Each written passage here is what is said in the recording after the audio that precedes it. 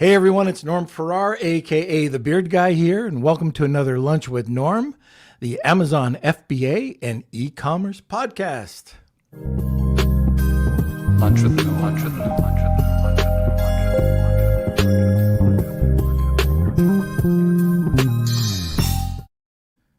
Okay, so today we're going to be talking about anything that's going on in Amazon for June, July.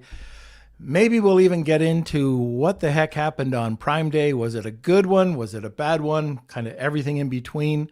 But my guest today, always love having our guest on. He is, actually, I didn't know this, but he was ranked one of the top 40 direct marketers by Target Magazine. He's also been, get this, featured on the Lifestyles of the Rich and Famous. He's been on Entertainment Tonight. He's been featured in USA Today. He's been also in the Wall Street Journal. Man, the guy does everything. And also he's the king of Amazon. People know him for Freedom Ticket, Helium 10 Elite Mastermind, and of course, I'm going to say it right this time, the $1 Billion Seller Summit, which is coming up in September. So I don't even have to introduce him. It's Kevin King, and I can't wait to talk to him. All right, but before we get started, I just want to give a big thank you out to our sponsor, Global Wired Advisors, a leading digital investment bank focused on optimizing the business sales process. For more information, please contact Chris and his team over at globalwiredadvisors.com. Where's Kelsey? Hello. Hey. How's it going? I'm doing pretty good. It's a very sad day in the daddy world. And why is that? You're going back to Toronto. You're not going to... That's right. You could stay a few days longer. I could, but I think I'd never leave if it was up to you. Yeah. So it's off today, and yeah. Very sad day. Very sad. Yeah. But welcome everyone. Welcome to the show. If you haven't already, please smash those like buttons. Also, if you're looking for more episodes or any daily highlights, we can go over to our YouTube page, Norman Farrar. That's where the whole catalog is there. So you can enjoy all of the different Kevin King episodes we have. I think it must be at least 8 or 9 episodes now. Welcome Amar, Simon. Beardos, that's a good one. Yep. Hey, Beardos, Dr. Cause. We've got some guys from Belgium today, I believe. That must be Andrew. Is that Andrew? Yeah. I'm guessing. It's gotta be. And yeah, welcome everyone. Enjoy the show. If you have any questions, just put them over in the comment sections. We'll try to get to as many as we can, just depending on time. And we also have a couple mugs that we're going to be giving away today. So stay tuned for that. And if you guys are interested in more beard, you can check out our paid membership program over on our Patreon page. I'll leave the link in the comment section. But if you want guest lessons, small group AMAs with Norm, free services, we got exclusive deals, custom merch. It's all over there. But yeah, that's it from me. Well, welcome Theo and Belmark. It's good to see you guys. And DK Kim, Roz. It's awesome to see our Beard Nation here. And I hope you guys enjoy the show. All right. And the only other thing I have to say is that if this is going to be a good episode, if you know anybody who'd take advantage of learning what's happening, the trends in Amazon right now, make sure you ping them and get them onto the podcast live to get these questions answered. You know, it's always great to have Kevin on. He's probably, every time he comes on, it's the largest audience that we have. So make sure you come on. We're going to try to get all the questions. If you have any questions, throw them over in the comments section. And I think it's about that time. All right. And welcome, Darwin. Great to see you. Oh, Darwin's back. Great. Yeah. All right. So sit back, relax, grab that cup of coffee. Where is the man, the myth, the legend? Oh, just a sec. Don't spit it out. Yeah, we got it. Hey, very good. Fashionable, Kevin. Very fashionable. That's right. I got my good old coffee mug I got at the garage sale the other day. At the garage, was it filled with M&Ms? It was actually. It was filled with peanut M&Ms. Very good. Last time, yeah, I stumbled over your event. Made a mistake a couple of times. It's not billionaire, but anyways, BDSS. It's coming up in September. I want to talk about this just for a second. We'll get on. I'm not getting anything from this. I just know that when anybody asks me about the top events, two come to mind. One is definitely you. And it is an incredible. Who's the other? Who's my competition? Who's your competition? Well, for buffet, it's definitely Ed Rosenberg. Oh yeah. He's definitely got to be. But He's look, a buffet. content, and you sent out. I saw a post the other day, and I just wanted you to talk about it briefly. The average dollar amount per month, revenue wise, the average seller has in your event.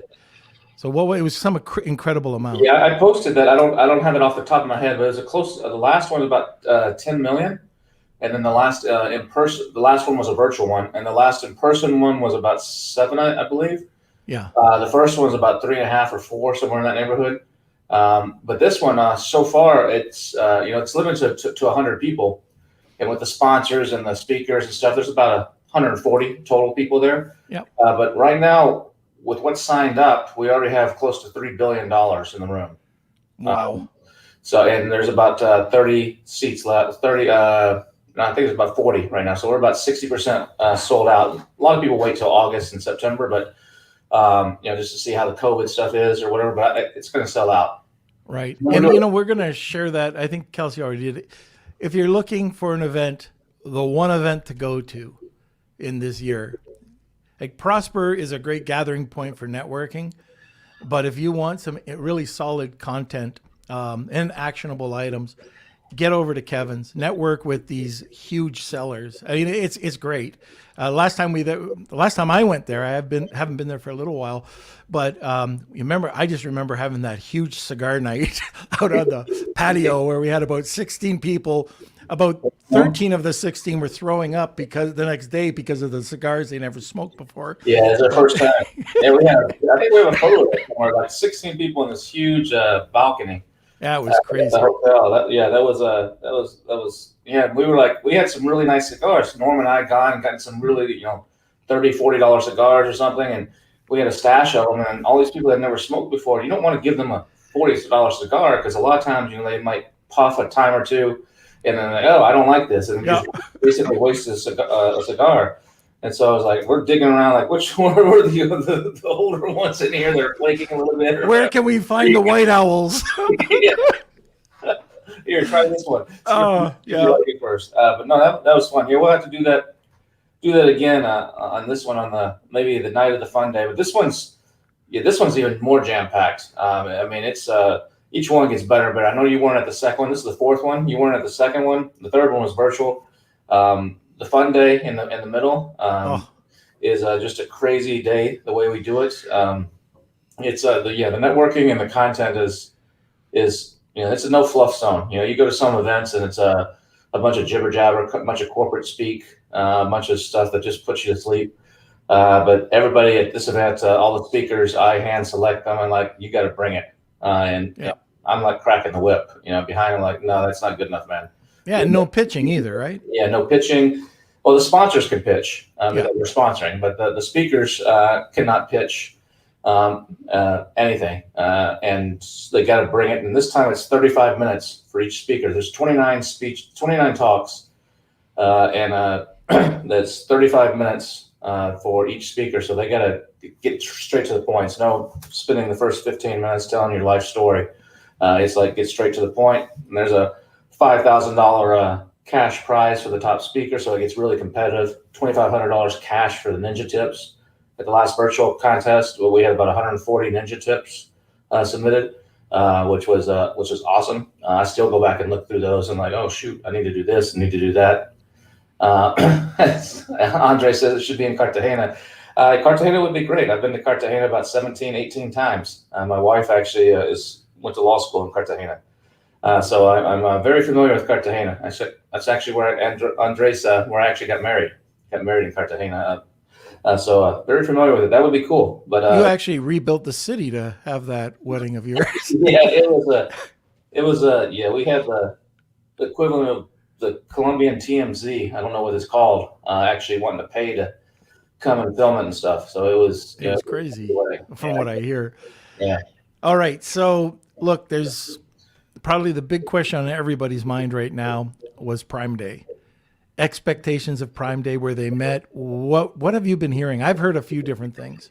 Well, see, the thing about Prime Day to me is I think it's overhyped. I think it's a great thing for the consumer, and it's a Yep. great marketing tool for Amazon and Walmart and all the other Best Buy and all the other people that kind of create their own little sales day. It's great for that. But from a seller's point of view, I think it's way overhyped. And people before were always asking me, like in the Freedom Ticket, like, what do I do to get ready for Prime Day? What do I do to get ready for? You see blog posts, 8 things you need to do to get ready for Prime Day. Like, it's bullshit. All you need to do is do the same thing you should be already doing. And the only thing you need to make sure is that you have maybe some extra inventory. Make sure you're stocked up either in your 3PL or Amazon the most you can. And some people, it hurt them this year because of some of the inventory limits. They couldn't have enough. But that's where you have a 3PL. Make sure you have stock, maybe a little extra stock, and that's it. I mean, otherwise your listing should be already optimized. Your PPC should be optimized. You should not spend more on PPC. You should not be raising your bids, in my opinion. You should just be doing what you've always done and just enjoy a nice day of extra sales. Prime Day is one day. I mean, it's nothing compared to the fourth quarter. If you haven't been selling on Amazon from Thanksgiving or mid-November, really, but especially Thanksgiving onwards till early January, every day is a Prime Day. Every single day is almost as good as Prime. Is a really good day. So I think it's overhyped. So that's this year, I did see a little bit of a bump on our accounts, but it wasn't anything to get super excited about. I mean, if you got a lightning deal or deal of the day and you've got good positioning, you can crush it. You can knock it out of the park in those days. But some people are like, I saw a lot of people saying, should I reduce my prices? I was like, no, you don't unless you want to get rid of something. Take advantage of extra traffic because you got some excess stock or you're trying to blow something out, then lower your price maybe. But on your best sellers, why lower your price? Because your PPC costs are probably going to be higher. No, there's no point. Some people create the little graphics, put the little things, and I just think it's kind of a waste of time to do it. Prime Day back. Unless you got a deal, unless you've got a really prominent position in a deal. And so Prime Day back in 2016, 17, 18, that's a different story. If I was going into Prime Day and I wanted to get one of the deals of the day or a lightning deal or I would lower my price back then. But now, I remember Tim and I did a Legion Live, and that's exactly what you're saying. Verbatim was what we were saying, is just that, like, don't change your listing. Don't go crazy with it, especially when you hear Amazon talking about increasing your bids, on PPC. We're saying, no, don't do that. Lower your bids like at the beginning and maybe bring them back up later on so you could take advantage. Like Brian Johnson taught me, I'll just call it a cascading campaign. Very good. Just a sec, Kev. There we go. Dueling cups. But a lot of people bite into the hype, and they think that they're going to have this huge bump, and it just doesn't happen. I didn't see it last time. I saw a bit of a bump in some accounts this time, but where there was a difference, which this is the first year for it, Target, Walmart, all these retailers are now jumping on the bandwagon to try to take a bit of market share away. Yeah, everybody's trying. Holidays in general are great times to do promotions, whether it's a Prime Day or anything. It's a good excuse to do a promotion. It's always worked in the old direct mail days when I was doing catalogs through the mail. I still do some, but when I was heavily catalogs and brochures through the mail, you would always try to time things to arrive either right before or right after a holiday, because those are actually good times.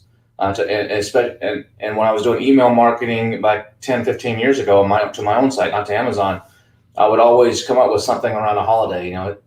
This 4th of July sale, and you see it in the TV ads and everything all over the States too. So our Memorial Day weekend sale, all the mattress companies or the car dealers do this. And those are great times to do it, to do a sale. So that's why Target and all these other people are jumping on the Amazon thing. Like, we don't want to miss out. Let's capture our own little thing here, and that's why they're doing it too. I mean, Amazon's what they do is 11 billion, I think they said, something like that. Something like that, yeah. Which is nothing to shake a stick at. That's a lot of money in a single day. But also, you got to remember that's spread out. A lot of those people would have bought a week before, they would have bought yesterday or the day after, or day before. So most people see a drop the day after Prime Day too. So those sales it's a nice $11 million day, but it's kind of it's a lot of those sales would have happened anyway at another time. I'd like to ask any of the listeners, how they position themselves. Did you increase your price? Did you keep it the same? Did you do anything differently? And what were your results? Did you see upticks, downticks? Was it sideways? Just let us know. I'm curious to see what you have to say about that. I just got off the phone before I came on with one of my clients having a real problem with inventory strategy. This new inventory strategy, we talked about it last time you were on. They can't get their best sellers into Amazon quick enough. They just can't. Any tricks, tips that you can give for this? No, I don't know a specific on that other than taking slow moving stuff out. I think that Bradley from Helium 10 posted something he noticed. I think he posted on Facebook yesterday, and this is probably not something you should do. But he actually, I think, figured out if you go in and create a removal order, or you create a seller fulfilled order and put it on hold, it actually will allow you to send those units in. So, like if you, I don't know, go in and say you need to ship an extra 100 units in or something, go and create a seller fulfilled order, and then put it on hold, for 100 units, and then go back and cancel it later. But it'll let you adjust the restriction and allows you to send some more in, and then go back and cancel it. Now that's probably something Amazon's not going to be. And he says this too in his post, like, look, I don't know that I'd be doing this, but he just discovered that. Yeah. He said this, might get you. They might not like this, so he's not saying do this, but it appeared that that worked. But that's a loophole that'll probably get closed very quickly. Yeah. So I don't have any other than trying to writing them and trying, or if you have an internal person at Amazon, trying to get them. That's worked for me in the past. Worked last year when I had restrictions. That was on more hazardous goods type of restrictions, though. They were able to get it raised for me. I don't have an answer on that. I mean, the other way I know some people have done it is they've considered opening second accounts, spinning off part of their business and saying, look, legitimately splitting off part of their business and setting up a whole other company and having a second account. And I don't know that Amazon's going to like that either.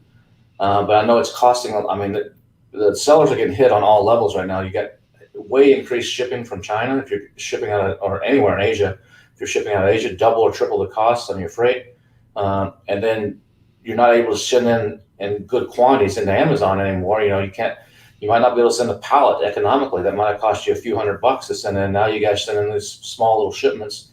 You got labor pick and pack charges more often. You got extra labor charges. It's killing a lot of people and really squeezing the margins. And then on top of that, increased PPC costs. So it's becoming even more and more important to really source very, very well to be able to absorb those hits. Now, a lot of people don't have those margins to do that. They're buying a product for $5 and selling it for $12.99 or something, and you can't do that. So it's gonna be interesting to see what happens. Another question I get a lot is people saying, what do you think is going to happen with the pricing on Amazon? You think people are going to be raising the prices because of all these additional costs? And I say, yeah, I think so. You got people that still have their inventory that they bought at lower prices. They got it into Amazon, or they got it over they came in January or something before things started getting really crazy, so they can still sell at the old prices. But come this fall, I think people are going to have to raise their prices, or they're just going to say, heck with it. I don't want to lose my position. I'm just going to sell at a loss. But that can only go for so long. So prices are going to have to raise. And I think Amazon is going to have to make some changes on this inventory thing, especially for established sellers. I mean, and part of the reason they're doing it, I've heard, is not so much that their warehouses are just stuffed to the brim with extra stuff. Part of it's a labor issue. They can't hire people. They've grown so fast they can't hire enough people to maintain it. So that's another reason is this people aren't willing to work, and they can't get enough people in the warehouses. So that's part of the problem as well. It's not just we're overstocked with slow moving stuff.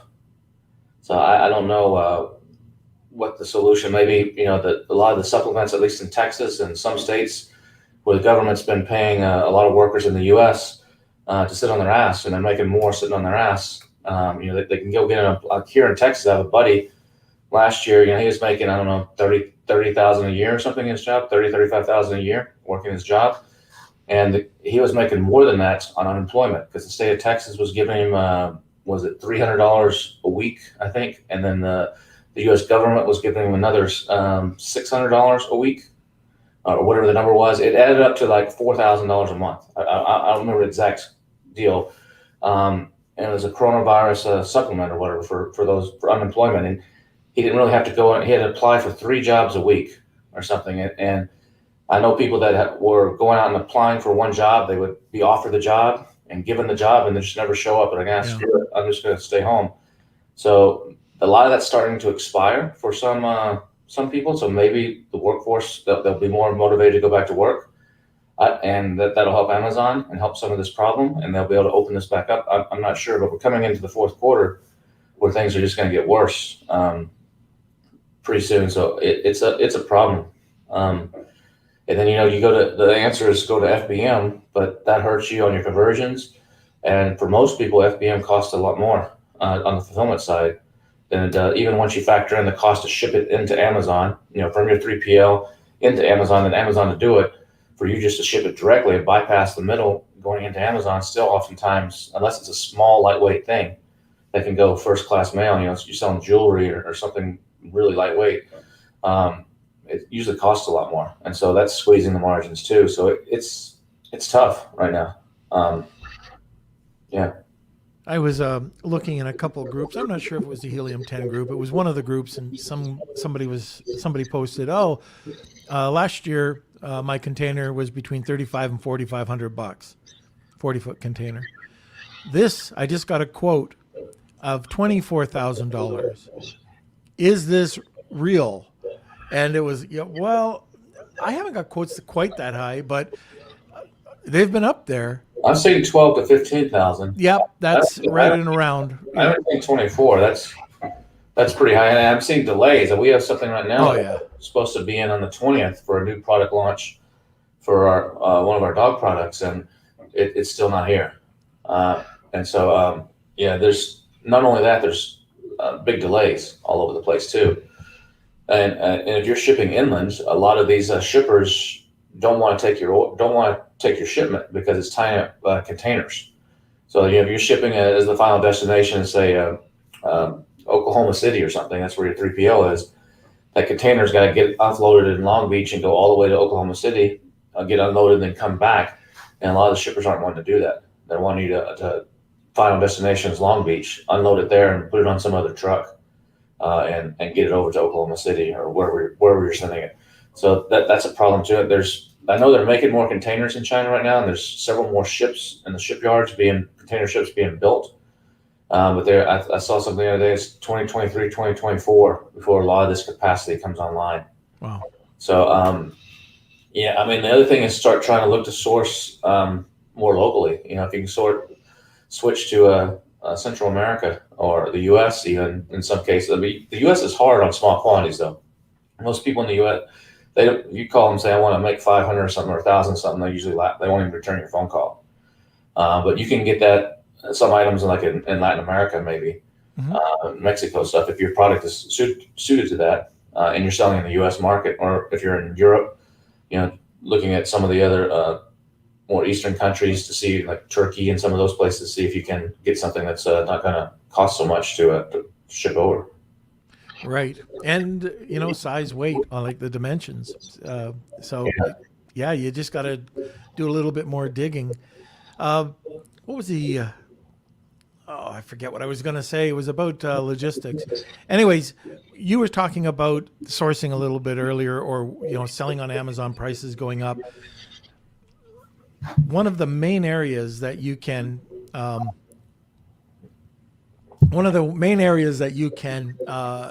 make up for these losses, proper sourcing.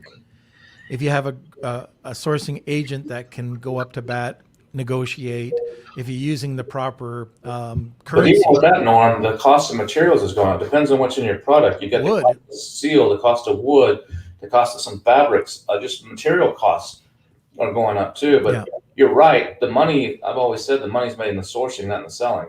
But you're absolutely right. But even there, it's a bit of a struggle with some of the factories with labor issues and raw material issues. The other part to this too is also in the perceived value. So, being able to package and or repackage what you're doing to bring it up. It's interesting what you said about having the two different accounts, because it is risky, right? You're not allowed to sell the same product. I won't sell the same product. I would not sell the same product. I would split your brands. So, if you got a single brand, it's kind of hard to do. But if you got multiple brands, if you got a dog brand and you got a baby brand, and right now they're in the same account, you might consider splitting those. Yes, and putting the baby brand in its own account and keeping the dog brand in the current one, or whichever way you want to do it. That's a little bit of work and it takes a little bit of time, a little bit of monkeying around to move things and get things sorted. But that could be an answer. But by the time you do that, it might take you a couple months to sort that all out. Maybe Amazon's going to make a change and it was all for nothing too. So you never know. Well, also when you talk about splitting it like that, you're also making it a better way for you to hand over. It's more of a turnkey operation when somebody wants to buy your business, right? So if you're looking long term, it depends on the buyer. Most buyers, if you're selling to an aggregator, they don't care. They're not buying your business. Right. The vast majority of these aggregators are just buying your ASINs, and they're oftentimes cherry picking them. But if you're a strategic buyer, if you're selling to a strategic buyer, then that does make it easier.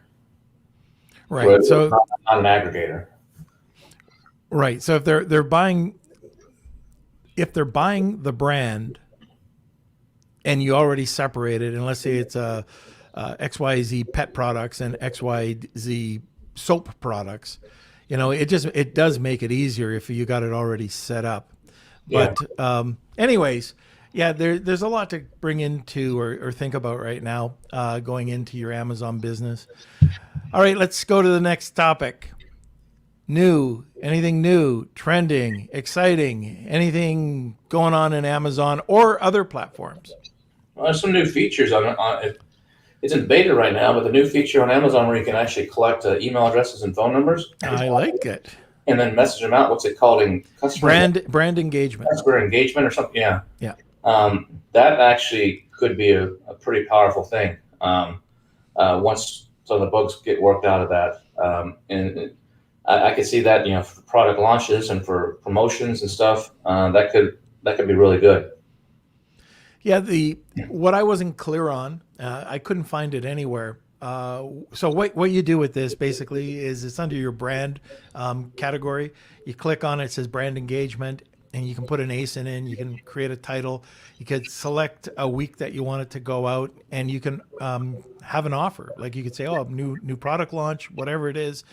And when you hit the submit, Amazon sends it out, but I'm not sure who it's sending out to. Is it sending out to your followers? It sends out to followers. Yeah, you got to put we just covered this in the Helium 10 Elite yesterday, but I showed that in one of my ninja tricks in the Helium 10 Elite presentation yesterday. But you basically got to sign up for the program. It's in beta, so it doesn't show up on everybody. You have to be brand registered, and then from what I can tell, it's also tied to Amazon posts.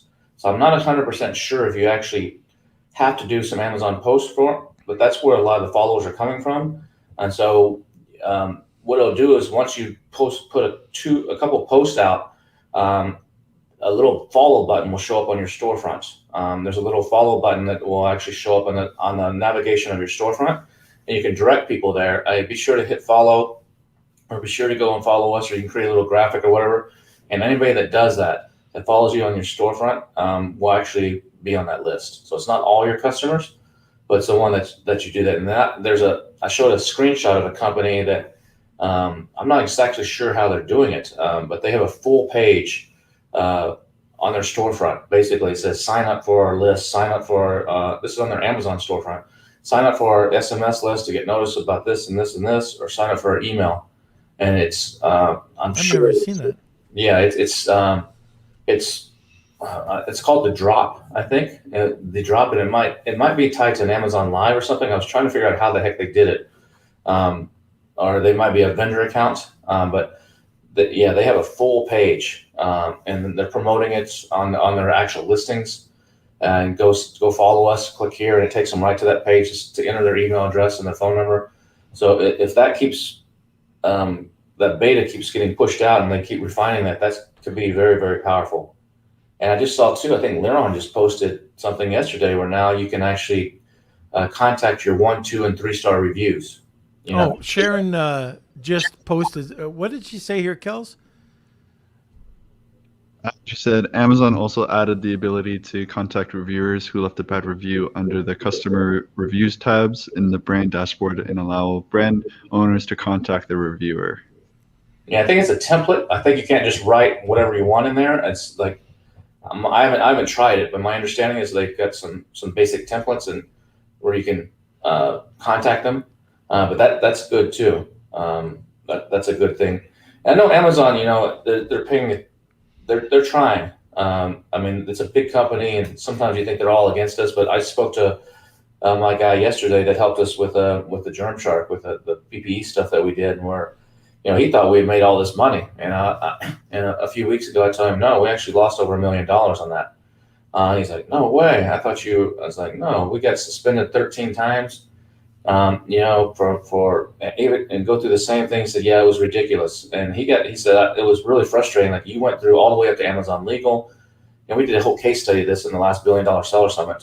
Steve and I showed everything. But he's like, yeah, we went all the way up to Amazon legal. You were approved. You were in the COVID story of this, and then still the algorithm kept just taking you down. And in fact, 2 weeks ago, we went down again on one of the products, and then he got it back up.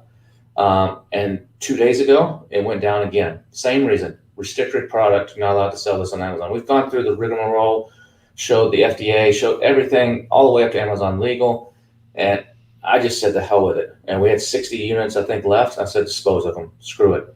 We're closing this out. But he said that they're actually having meetings, and he's using us as one of the examples in some of these meetings. Like, look, we got to fix this problem. This is not right for the system, us not to be able to flip a switch. This guy's been approved. He's fine. Leave him the hell alone. And so they're actually working internally. They're trying to see how they can fix this. But the problem, like he said, is this department talks to that department, and this department does this, and it's not all cohesive. And so it's a challenge. And it's not like you're that idiot in Texas, not you, that idiot in Texas who had like 70,000 of PPE that was overcharging, like Prouscat. You've got a legit brand, a high quality, legit brand. And man, like when you showed me the product and you sent me a few of the samples, they were awesome. I loved what you had. You should have been able to take off with that, but man, I feel so bad that you get yanked down. $40,000 a day to a couple $100 a day. Yeah. So here's a question on that. What are you doing? You've got a great product, probably one of the best in the market. What are you doing? Are you going off Amazon? How are you salvaging this? Bankrupting it. Get out of here. No, we're bankrupting it. Yeah, we had some. I've lost 6 figures on it. We had some other investors that have lost a lot more than me. We had $800,000 at cost of our inventory that's completely being donated, 100% free. Anybody will take it. And we're having trouble getting people to take it, actually. So we're working with Convoy of Hope, which works with Nike and Home Depot and stuff. And they've taken, they just came and took a trailer load full, but we had 460 pallets in our 3PL of stuff that we have to get rid of. We have another religious group in Seattle. Our warehouse is in just south of Seattle, and we have a religious group there that just took a bunch more from us. We're talking with the government of Ethiopia right now to actually come and take some of it off our hands, just pay the shipping. We're not going to pay the shipping because the freight will kill us too. Yeah. We're literally donating it. We had 10,000 units of one of them in Amazon, and Amazon came out a couple months ago and said, "Hey, we're reducing your storage limits from 3,000 cubic feet or meters or whatever the hell it was, down to 297 or 277. So it's like a 90% reduction, and you have 1 month to get it out of here." And so we had to pull it out, and we just donated it all over the place. Did fulfillment orders and just donated it. And then we had to pay to ship it out of there, and we had to pay double because it's a hazardous goods. So it was a double the per unit cost. And as soon as we took it all out, Amazon came out with a notice saying, actually, anybody that's got hazardous goods in our warehouses, the next few weeks, you can withdraw everything for free. Like, we just spent $10,000 to pull this stuff out, and now you're doing it for free. It's ridiculous. It's just been a money pit. So we're actually bankrupting it and closing it down. That's a shame. And getting out of it, it's not worth it. But you know what? I mean, we couldn't advertise our Facebook. We had a Shopify site.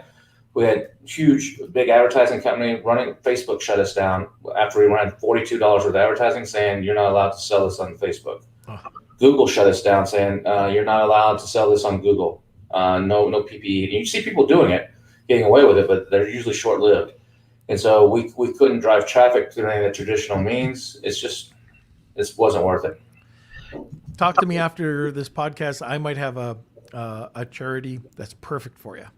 Awesome. So, yeah. So anyway, that's terrible to hear. But what I like hearing is that so you got kicked between the legs, and it didn't faze you. No, I mean, it sucks to lose that kind of money. It does suck. Put in a year of hard work to build a real brand. And then, we even talked to some of the aggregators. We're like, you guys want to take this? We have this other opportunity here with this laundry additive. You guys patch it in, and just nobody wants to mess with it. It's still a good product. We had some growing pains with it, but we launched some new versions, which I think is what I sent you like in November, and they're 5-star average real reviews on Amazon, not us. Yeah. All real customers that just bought it randomly, not even email follow-ups or nothing. And it's 5-star rated. They're 5-star rated. It's a really good product. It's just time to move on, cut our losses and move on. We have so much there. It's hazardous stuff. The fire marshal could show up and like, hey, why do you have all this extra stuff in the warehouse? It's just got to go. And, I'm just in the process right now of launching a brand new Amazon account. Like I just mentioned in the pet space. And we're doing stuff there. And we yesterday I put up the first listing, and these are life jackets for dogs, and they're made out of recycled plastic bottles, and it's a really nice product. And it's we have a license on the product, so we're doing this. I don't want to say the name, but we're doing this for one of the biggest surfing companies, beach companies in the world. And we put the product up. I put the listing up. Was it a Wednesday night? I filled in all the bullet points and description and loaded all the pictures. The listing had been sitting there just with a title and basic listing for a couple months. This was Wednesday night. Yesterday morning, I wake up, checking the account just because I was going to go. I was like, oh shoot, I forgot to add something. I see all the listings have been removed as a restricted product. What? And I'm like, not again. You got to be joking. This is a whole different account, a whole different everything. And it turns out it looks like it's some sort of the brand that we have the license for. We've already gone through brand registry, and it's listed. In all of our brand, we have 3 brands in brand registry for this particular account. One of them is this big national brand. It's already in there. We're already approved. We have the letter. We're authorized to sell. They've already contacted Amazon, but Amazon systems are not talking to each other, and they're saying, no, you're not allowed to sell this. Oh, because of the IP. They're a gated brand. So now we're having another dance to get someone to go in and change something and do this, and that's just selling on Amazon. People. Yeah. This is not Lamborghini sipping wine and checking. What? your Amazon accounts on the beach in Cancun and just laughing all the way to the bank. This is real work. But this product is going to do, and there's a moat around it, and it's an expensive product. Most people are selling these. There's dog life jackets for $15-$20. They're a piece of shit. And there's some from like Outward Hound or Easy Dog or something. They're like $60. We're above all those, but we have a really kick-ass product that's way better. And it's very, like I said, it's environmentally friendly. It's made out of, I think our extra large size, one of the sizes takes 5 bottles. One of them takes 14 bottles. They're recycled plastic, big water bottles that are actually used in the process of making these. But the quality's really, really good. I was listening to, I think it was Vern Harnish. He was talking about building the moat, and how do you do that around your product? So Afalabi was on here, and he was talking about product innovation. I used you as an example. I said a lot of bad things, but product innovation is your moat. Packaging is your moat.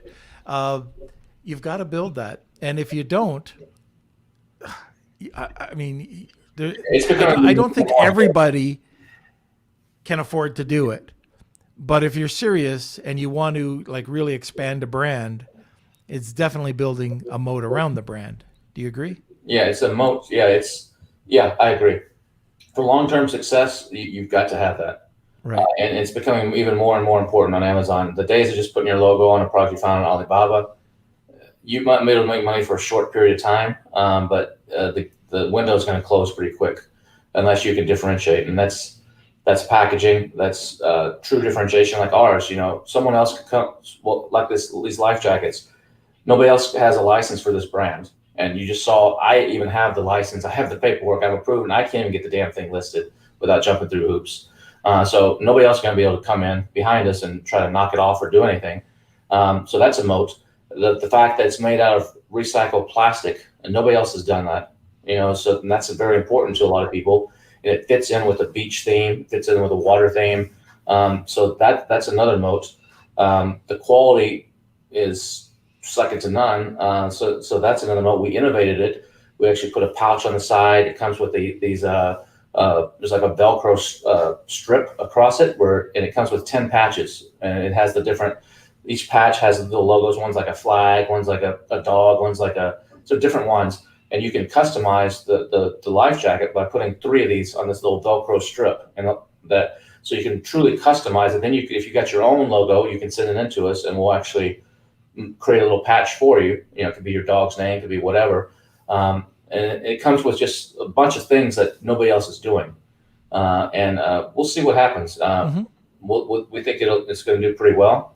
And the other advantage is we have there's branding behind it. So this brand is a big brand. They already have a presence on Amazon. They already have a storefront on Amazon. So we'll immediately go into their storefront. And so that'll be a little bit of extra traffic. They've got distribution already in all the sporting goods stores and everything all throughout the U.S. So they'll take the product and introduce it there for us. We don't have to go knock on doors.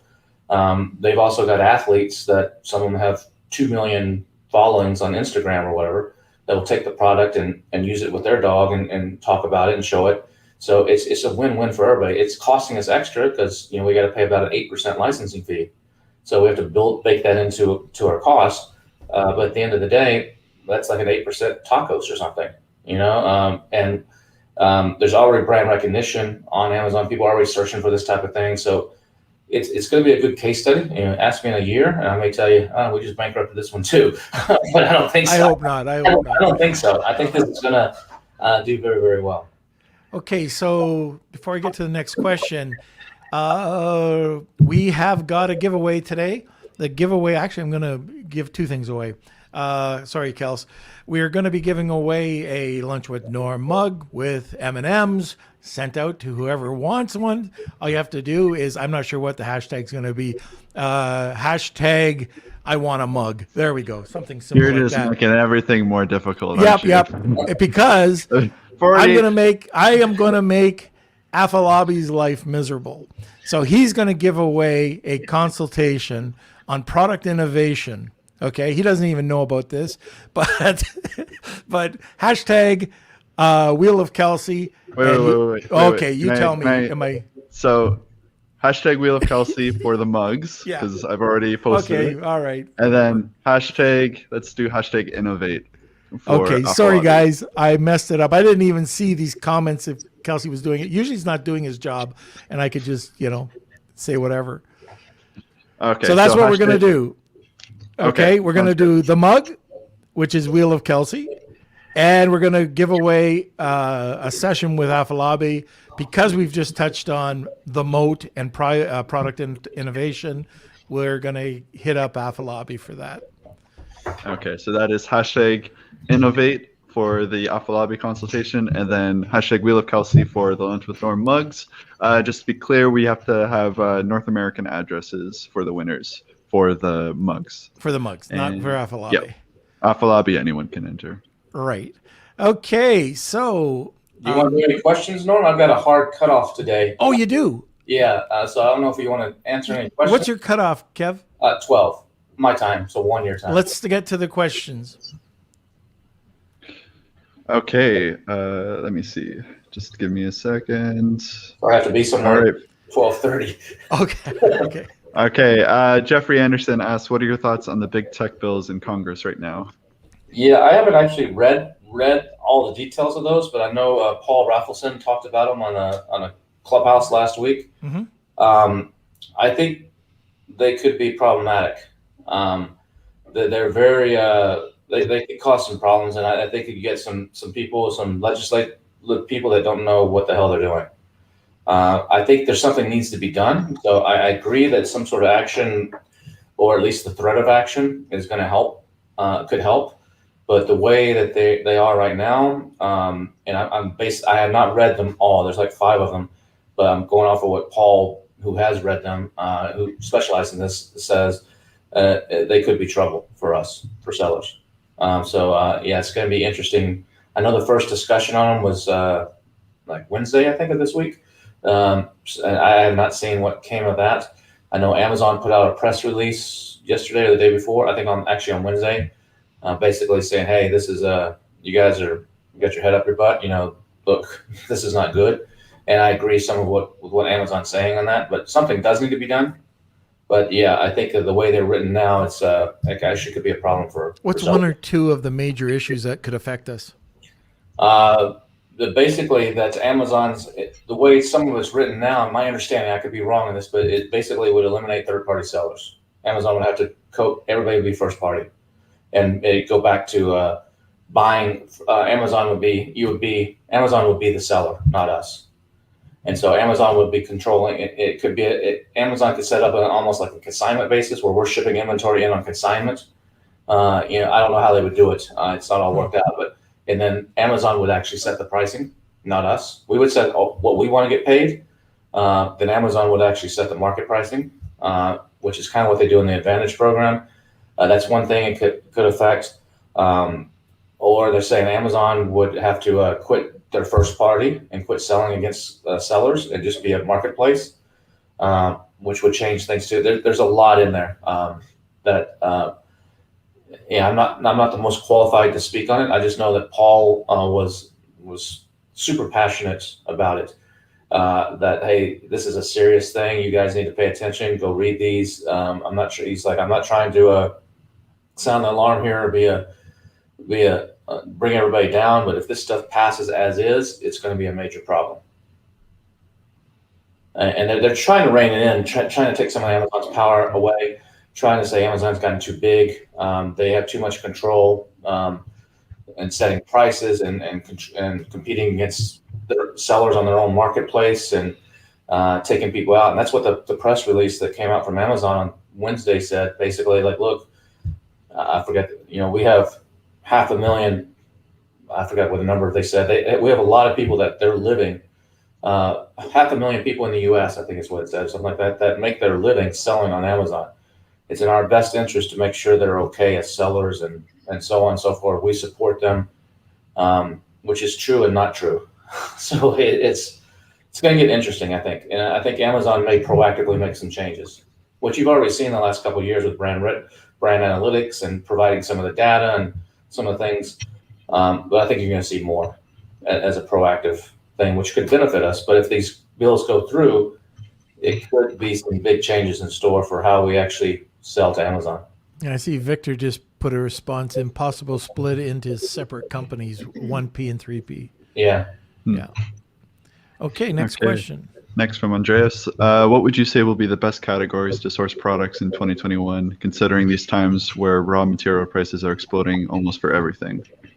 Anything you can make money in. I'm agnostic as far as a category. Unless you have a brand that's very specific to a category and you just want to stick in that category. But other than that, I like with Product Savants, I'm looking everywhere. Where can I get a markup of 7? I mean, I used to say 3 to 4. So if you're sourcing it for $5, you need to sell it for 15 to 20. That's a 3 to 4 markup to have enough. I think in today's world, that may not be enough on Amazon. I think you may need to go to the 5 to 7. So you need to, and some of that could be maybe Sharon, who was on here, she did a presentation yesterday on the Helium 10 Elite, kind of talking about this. You know, she used a knife as an example, and she has a client that was doing knives, and he's going, I think, if I may be mistaken, but I think he's going to like the same factory as a lot of other people, and they're buying a knife for, I'm just going to say $5, and they're selling it for $19.95 on Amazon. He's buying the same $5 knife from the same factory and packaging some other $2 item in with it and changing up his packaging, making it look nicer and selling it for $70. It's all in the marketing. It's all in perception. Same freaking knife, basically, just with an extra thing added and a much nicer packaging. So you got to look for ways, and not every market can sustain that. I mean, the knife market can, because like when you search for one of the keywords for, I don't know, chef's knife, that's not the keyword, but chef's knife, you see pricing all over the place. You see someone selling for $19.95, someone selling for $20, someone selling for $70, someone selling for $100. That tells you there's an open market there for differentiation. You could maybe slide in and make your product stand out. Now, this guy, he's not selling, you know, the guy's $19.95, he's selling 100 a day, and this guy's selling 5 a day. And is he making as much money as the guy selling 100? Probably not. But does he have the same problems and same issues with hijackers and all the other craziness and price competition? No. So he's just sitting down there maintaining his little 5 a day at this higher and just happy, and just has money coming in and doesn't have to spend as much money to buy his inventory and stuff. So those kind of things are things you could be looking for. But if you're selling, like I know from my experience in the makeup brush category, you're trying to position a $70 makeup brush set on for the word makeup brushes or something like that. Good luck, because everything on that page is $3.99 or $4.99.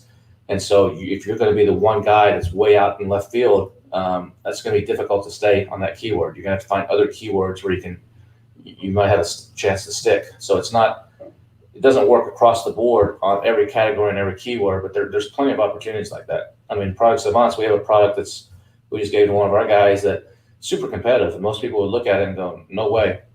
But we found a factory that can do this at a much higher level and does it with a special type of metal and special type of everything. And they can sell it for 4 times what everybody else is selling it for. And there's one guy that's doing it already, but ours is even better. And we think this guy's going to crush it out of the park and have a 7-figure product, one single product, 7 figures off of this. So there's plenty of opportunity still, but it's differentiation that's key. All right. Let's have one more question, Kels, and then we'll get to the wheel. Okay, from Victor. We are considering China warehouse storage for excess inventory. It's quarter of the cost of US storage. What's your opinion about doing this? What are the pitfalls in your experience? I think that would have been probably a smart strategy a couple of years ago. But with today's problems with freights, I don't know. You're going to have a couple of years ago, you could store that over there and save that cost. And then like, hey, send me another container, and in a few days it's on the water and coming to you. With the issues right now, I don't know if it's going to be as easy to do that. So, shortage of space too, right? Yeah, shortage of space, shortage of everything. So I don't know. It'd have to be a pretty compelling reason. It's cost savings for me to do that, given today's shipping climate. Now, if you're doing something like that to negotiate a better price, if you tell your supplier, hey, we're going to sell 20,000 of these this year, but from a cash flow point of view, you're like, I only need 5,000 now. Go ahead and make them. or go ahead and buy the raw materials, and that way you get a lower price, and you can pay it out over time, and they're storing that kind of thing there. That would probably be okay. Yeah. But I would be careful. I mean, it may make sense for you, but just logistically, I would be careful with that. Okay, so that is the end of the questions. We'll try to answer as many as we can in the group. Kelsey, let's get to the wheel. Okay, I'm still adding all these names. We got a lot of entries. You need another I minute? think, I think so. All So right. we could tackle, maybe we can do the wheel when Kevin is off, when Kevin has to go. Sure. So we can answer another question here, and then, yeah. Okay, from Sam, how would you launch a product where the design is inconsistent across the niche? What do you mean design is inconsistent? You mean that there's a variety of different designs? Is that what you mean? That's actually a good thing. So, I mean, you don't want to look like everybody else. So if that's what you mean, design is inconsistent, you don't want to look like everybody else. So it's the same type of launch, and hopefully yours stands out, and your imagery stands out, and your colors or whatever stands out. I guess I don't quite understand the question, but I think that's what you mean. Okay. Any thoughts on the current antitrust case against Amazon? Could all this affect Amazon sellers down the line somehow? Yeah, we kind of talked about that's yeah. kind of similar to what we just. It's different, but it's kind of similar to what we just talked about. Okay. And from Tony, can I qualify as an Amazon influencer under my personal account? I have no idea. Is that Norm? Do you know anything on that? I'm not sure. I believe you can under a personal account, but no, I'm not too sure. Yeah, I'm not sure. I can find out, Tony. Okay. Yeah, Kevin's I got to go in a couple of seconds. So, all right, Kevin, how do people get a hold of you? Let's talk about the event. We're going to post the event in here, but how do we? Yeah, if you're coming out to Prosper in a couple of weeks too, we're doing a breakfast. Rich Goldstein and I are hosting a breakfast over at the MGM. So definitely, so it's from 7 to 9 o'clock on the. Did you say 9 to 11? It's 7 to 9. Oh, son of a... 7 a.m. to 9 a.m. Everybody else is doing nighttime stuff, and I heard you might have something cooking too, Norm. Maybe something possible. Yeah, so hit us up for that, or you can go to billiondollarsellersummit.com if you want to see what's happening in September, or if you just want to follow me on Facebook. That's the ways to get hold of me. And join us for a cigar over at BDSS. That's right. That'd be awesome. It's going to be fun. Just look for, if you want to find me and Norm at BDSS or at Prosper, just look for the smoke. Yeah, that's us. You can find us in the crowd. Just look for where the smoke is coming at. All right, sir. I mean, it's always great having you on. I know you got to go. So we will talk to you next month, and I'll see you in a couple of weeks. I can't wait. Man. Looking forward to it. All right. We'll see you later, Kevin. Take care. All right, everybody. So the wheel of Kelsey, if Kelsey's doing his job, let's see. Let's get him back, or am I just going to sit here in the fetal position fairly soon and talk about... No, good. Whew. All right. How are we doing? We're doing good. I think we've got all of them. I just don't want to miss anyone. We got a couple new entries. Okay. So yeah, Adriana. Also, let us know who's going to Prosper. Yeah, let us know in the comment section. Sorry, we just got a lot of entries today. We're trying to see if we can get something going over at Prosper. So now that I've got my vaccination. Yes. All righty. Okay, I think I got everyone. Apologies if I missed anyone. Doing my best over here. But okay. Yeah, so I'm going to share my screen. All right. So which one is this? This is for the Wheel of Kelsey. So this is for the mugs. All right. So we're going to do 2 draws for this. With the M&Ms. With the custom M&Ms. I'm going to shuffle everyone's name up. 3, 2, 1. Oh, Sharon, he is the best. Okay. Brian. All right. Okay, Brian is the first winner, and this. Oh, that was actually strange. Why? I think the wheel was glitching out a little bit. Well, Brian gets a mug. Okay, and What are you doing now? Oh my! I'm doing 2 giveaways. Oh, you are. Okay. Yeah. Thanks for telling me. Sergey. Okay, and then for our Innovate, let me just see.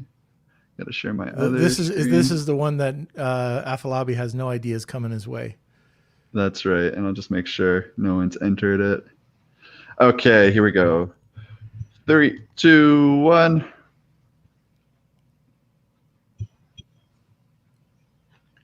If I really want to screw him up. Oh, okay. Who's that? Sean Sean? C. All right, Sean Yes. C. Okay, so Alrighty.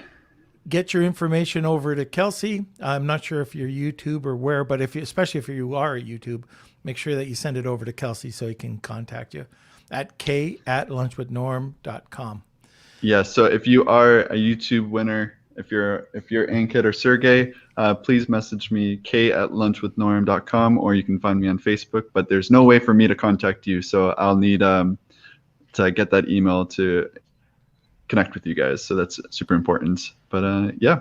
Okay, so on Monday we have another really great guy, John Hefter. He's over. He's at Thrasio, and we're going to be talking about how to build a successful e-com team. So, anyways, I'm looking forward to that one. He's always an interesting guy to talk to. Also want to just say a big thank you to our sponsor for this episode, Global Wired Advisors, a leading digital investment bank focused on optimizing the business sales process. For more information, please visit globalwiredadvisors.com.